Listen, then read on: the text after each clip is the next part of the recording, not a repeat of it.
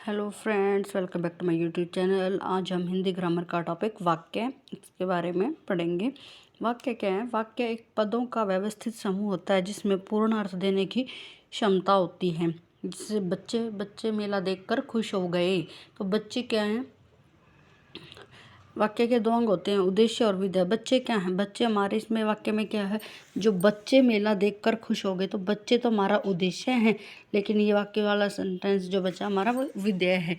विधेय है तो उद्देश्य और विधेय दो अंग होते हैं। तो उद्देश्य जिसमें वाक्य में जिसके बारे में बताया जाए वो उद्देश्य, जैसे बच्चे, और जो बाकी सेंटेंस बचा उसके बारे में जो कुछ बताया जाए वो विधेय होता है। उसके बाद पढ़ेंगे हम वाक्य के भेद।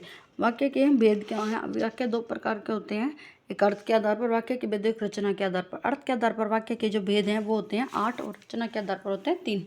अर्थ के आधार पर पढ़ेंगे हम पहले। अर्थ के आधार पर वाक्य के कौन कौन से भेद होते हैं? तो फर्स्ट है विधानवाचक वाक्य। जिस वाक्य में क्रिया के करने या होने का सामान्य बोध, कथन का बोध हो, उन्हें विधानवाचक वाक्य कहते हैं। जैसे दशरथ के पुत्र राम ने दुष्ट रावण को बताया। जैसे सरल वाक्य होता है, एक तरह से सरल वाक्य को हम विधानवाचक वाक्य भी बोल सकते हैं।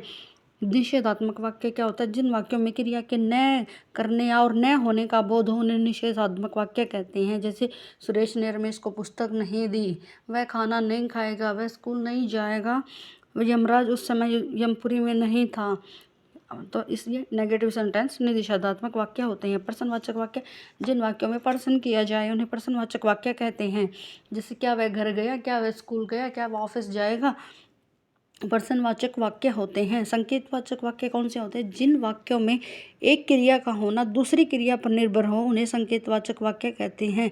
एक क्रिया दूसरे पर डिपेंड करती है, उन्हें हम संकेतवाचक वाक्य कहते हैं।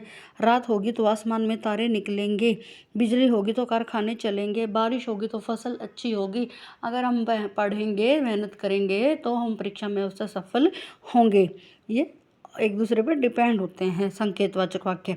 संदेह में क्या होता है? जिसमें संभावना हो, संदेह हो, उन्हें संदेहवाचक वाक्य कहते हैं। जैसे अब तक तो वह आ चुका होगा, अब तक गाड़ी कानपुर जा चुकी होगी, अब तक माँ ने खाना खा लिया होगा। तो हमारी संदेह है कि हम अंदाजा लगा सकते हैं कि हाँ वो काम हो चुका होगा। 6 है हमारा इच्छावाचक वाक्य। जिस वाक्य में वक्ता की इच्छा हो, आशा हो, उसकी शुभकामना, उसका आशीर्वाद आदि का बोध होने से इच्छावाचक वाक्य कहते हैं। जैसे भगवान तुम्हें खुश रखे, भगवान तुम्हें सद्बुद्धि दे, काश मैं एक बार आकाश में उड़ पड़ता, काश मैं प्रधानमंत्री बन पाता। आज्ञावाचक, जिसमें आज्ञा, आदेश, अनुमति, अनुरोध का बोध होने आज्ञावाचक वाक्य कहते हैं। जैसे आप ये ले सकते हैं, तुम जब तक रहना चाहो तब तक रह सकते हो। विषमादि बोधक, जिन वाक्यों में विस्मय हो, हर्ष हो, शोक हो आदि के भाव होने विस्मयवादी वाचक कहते हैं। जैसे वाह तुमने क्या खूब छक्का मारा, किंतु वह क्या। रचना के आधार पर वाक्य के कितने भेद होते हैं? तो रचना के आधार पर वाक्य के 3 भेद होते हैं। एक होता है सरल वाक्य, एक होता है संयुक्त वाक्य, एक होता है मिश्रित वाक्य। सरल वाक्य की बात कर रहे हैं तो यहाँ पे सरल वाक्य कौन सा होता है?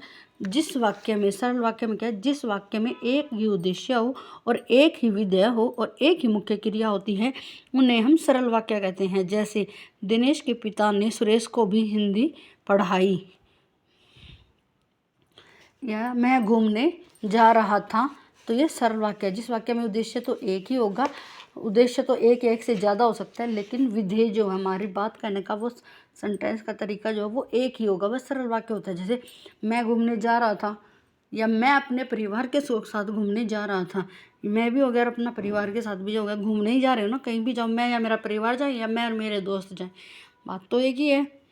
तो वो ऐसे है, उद्देश्य एक या एक से ज़्यादा हो सकते हैं, लेकिन विधेय जो है वो एक ही होगा सरल वाक्य में, और एक ही क्रिया होगी। क्रिया भी एक ही होगी, घूमने जाने का काम ही कर रहे हैं दोनों तीनों, जो भी जब सब जा रहे हैं।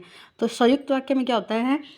जिसमें उद्देश्य और विधेय दोनों एक से अधिक हो, उद्देश्य भी और विधेय भी दोनों ही एक से ज़्यादा होने संयुक्त वाक्य कहते हैं। संयुक्त वाक्य में क्या, इनके कुछ चिन्ह होते हैं कि हम वो होते हैं। जैसे और, ये देखो संयुक्त वाक्य के योजक जो चिन्ह है वो क्या क्या है? और, किंतु, लेकिन, परंतु, फिर भी, इसलिए, ये योजक शब्द है संयुक्त वाक्य में जो लगते ही लगते। जैसे मैं खेल रहा था और मेरा भाई पढ़ रहा था, मैं खेल रहा था और मेरा भाई पढ़ रहा था। ये क्या है?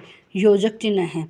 और, किंतु, लेकिन, परंतु, फिर भी, इसलिए, ये सब क्या है? तथा योजक शब्द होते हैं जो संयुक्त वाक्य में यूज होते हैं। थर्ड हमारा मिश्रित वाक्य। इस मिश्रित वाक्य में क्या होता है कि जिस वाक्य में उद्देश्य तो एक होता है लेकिन कई विधेय उससे संबंधित होते हैं। उद्देश्य तो एक होगा लेकिन, या ऐसे कह सकते हो कि जिस वाक्य में एक तो प्रधान उपवाक्य और दूसरा उस पर डिपेंड हो, आश्रित हो, उन्हें मिश्रित वाक्य कहते हैं। जैसे स्नेहा सभी जानते हैं कि स्नेहा अच्छी लड़की है। सभी जानते हैं कि, इसका जो वो है ये योजक चिन्ह है, इसमें ऐसे वैसे जैसे तैसे की इनकी खास पहचान है। मिश्रित वाक्य की किसमें की जरूर आता है। सभी जानते हैं कि स्नेहा अच्छी लड़की है। जिनके पास साइकिल नहीं है वे अब भी पैदल ही जाते हैं। तो ये एक वाक्य दूसरे वाक्य पर डिपेंड हो गया, तो ये क्या हो गया? मिश्रित वाक्य। सरल वाक्य है जैसे मिश्रित वाक्य, जैसे जब छुट्टी होगी तो हम मैच देखने जाएंगे। जब छुट्टी होगी तभी जाएंगे ना, तो ये डिपेंड एक तरह से एक वाक्य दूसरे वाक्य पर आश्रित होता है। इसमें मैं तुम्हारे मित्र को पहचानता हूँ जो प्रथम आया था। तो ये ऐसे कि हो, तो ये जो ऐसे वैसे जैसे तैसे जैसे ही बरसात हुई मेंढक बोलने लगे। ये भी एक मिश्रित वाक्य का ही वाक्य है। तो वाक्य का चैप्टर हमारा कंप्लीट हुआ। Thank you guys.